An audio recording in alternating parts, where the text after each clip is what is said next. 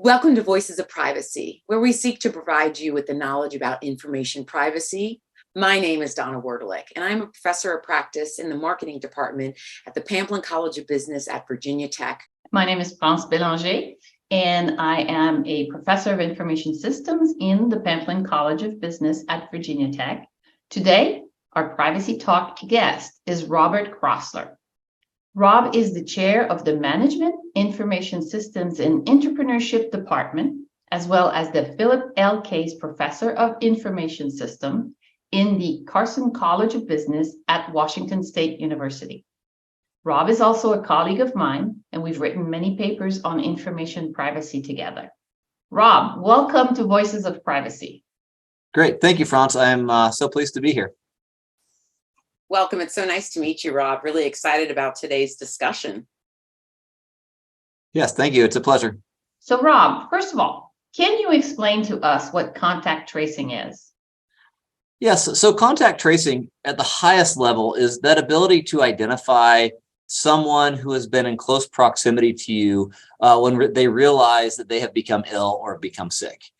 Prior to the COVID-19 pandemic, the way this was often done was by asking someone. The doctor, the healthcare provider would say, okay, we need to get a hold of those people who may have been exposed to you.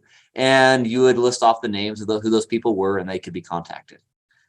When COVID-19 became prevalent, one of the ways initially to really prevent this and try to cut down on the spread of this virus was to ramp up this ability to notify in a way that would be much more successful and much less likely to miss who those people were. And so to be able to do that, we utilized technology where people would have an app on a smartphone, a device they're carrying in their pockets all the time, and it would have the ability to share an anonymous number that was associated with that device and that device only with other people's devices. So then if you were diagnosed with COVID-19, you could tell your device, hey, I've been diagnosed. It would tell others without identifying who you were that you had been come down with this pandemic, and they could then go and get tested and hopefully start staying home, taking preventative actions to prevent people from being exposed to the virus before it became a spread of an issue. Let's say you, myself, and France were in a room together and we all were using this app. Is my identifier would be shared with both of your phones, your identifiers would be shared with my phone. And then let's say the next day I'm at the doctor's office and I have COVID-19. And so then I would go onto my device and say, I caught it.